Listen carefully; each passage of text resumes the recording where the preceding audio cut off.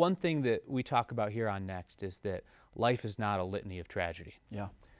But man, I look at the run that you've had recently. I'm traditionally an optimist, but I walked in and got diagnosed with chondrosarcoma, and the doctor said, hey, I can tell you right now that I can tell when a patient is going to make it and when they're going to struggle, and it all has to do with their attitude.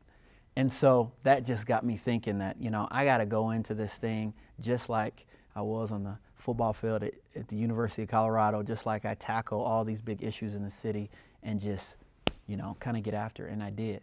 The blow was my best friend, my dad, in between surgeries when he passed. But then even in that, you know, I'm looking on the bright side. He lived an amazing life. I'm doing all the things he asked me to do. I'm now his legacy. Let's talk about some issues. We've been talking a lot about some visible issues that Denver has. Yeah. Open-air heroin market on the Cherry Creek Trail, the violence on the 16th Street Mall. Do you agree with the mayor's assessment that we don't have an image problem related to those? You know, I would say this is an issue that every city, downtown, urban core in our country is dealing with. We don't have any mental health care funding for the mentally ill.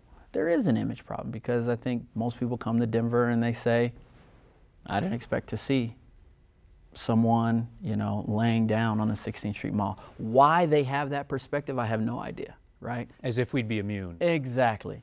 But I don't focus on that.